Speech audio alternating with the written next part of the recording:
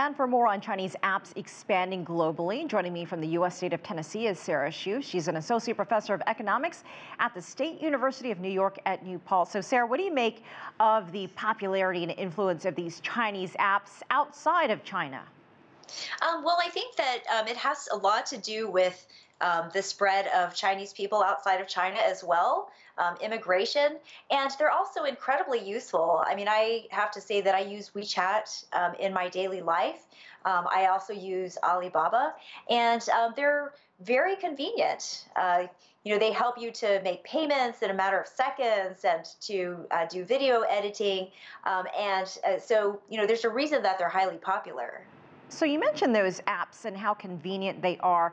Why are they seemingly more advanced and intuitive, combining all of those characteristics than a lot of the apps we see here in the West? And do you think Chinese apps will continue to grow beyond and be adopted outside of China?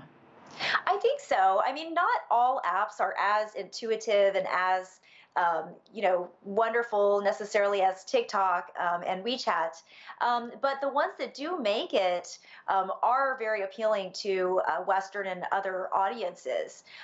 There is a lot of competition among apps in China, and I think that that's one of the reasons that there are some really excellent ones. But the ones that really succeed in making it abroad are able to cater to people who live in different locations. So they have something to offer to maybe a non-Chinese audience or to an overseas Chinese audience.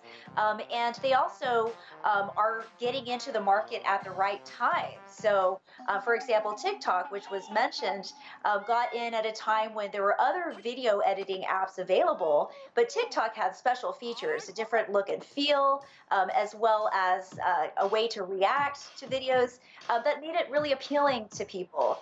So I think that those are some of the secrets.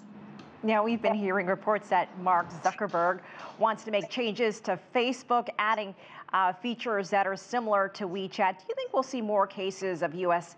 tech companies copying Chinese tech? Well, it's certainly possible. There are Chinese apps that have additional features that are not seen in the U.S. In terms of Mark Zuckerberg trying to make Facebook more like WeChat, I think that that's a great idea. Certainly, it could potentially bring in a lot more revenue as long as the features are in line with what people are looking for. But WeChat in China does so many different things. It allows people to order food and to connect with other people, to go shopping, to do any number of things, to pay bills.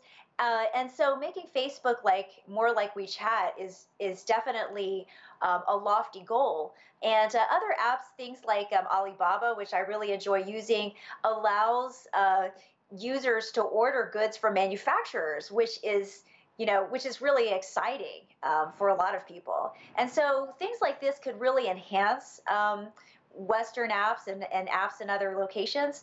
And I think it's a really positive thing. Do you think there's just such a great market in China for all of these apps to get inspiration? You have the huge number of young people, this Generation Z.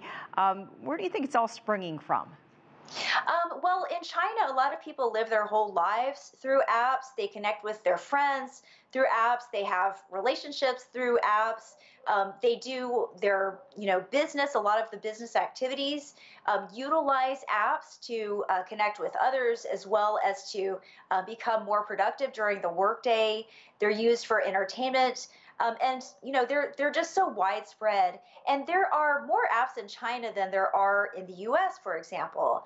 And as a result of that, there's really intense competition. There's a huge variety of apps. A lot of people have different tastes. And so the ones that are the very best and that appeal to Western audiences are, highly qualified for export overseas. Sara Hsu, always great to hear your take. Thank you for joining us.